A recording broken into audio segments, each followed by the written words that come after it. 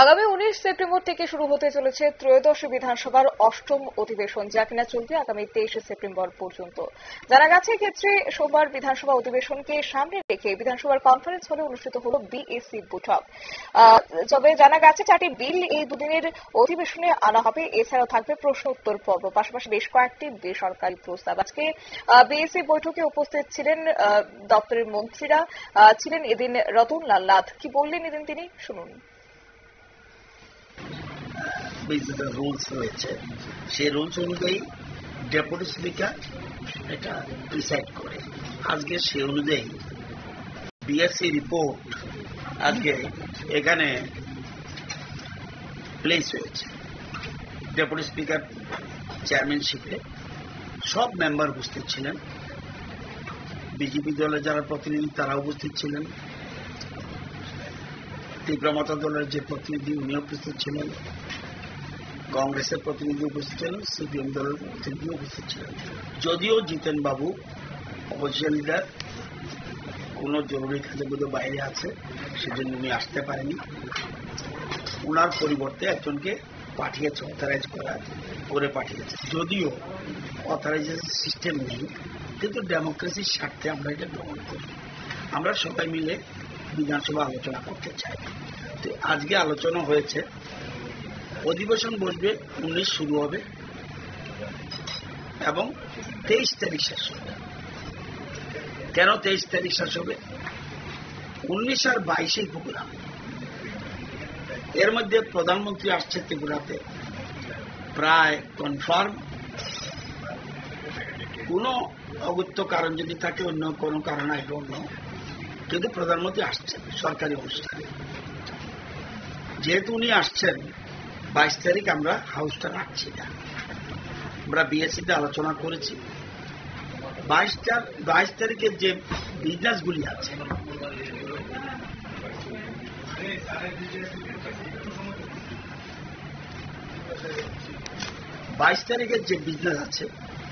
সেই বিজনেসগুলি 23 তারিখ হয়ে যাবে।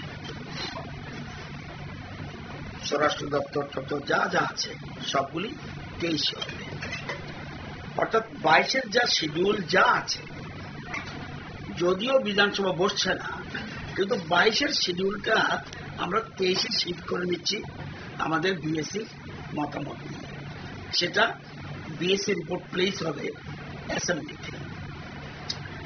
এবং যেহেতু দুদিনের বিধানসভা অধিবেশন, এর কারণও রয়েছে। কারণ সামনে দুর্গাপূজা, এটা আমাদের রাজ্যের সবচেয়ে বড় উৎসব। সকল জাতি ধর্মের মানুষ এই উৎসবে যুক্ত থাকে। সেই জন্য আমরা লম্বা করতে পারছি না।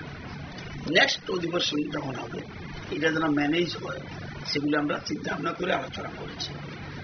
এছাড়া তবুও 4টা বিল আসবে, এবং যেগুলি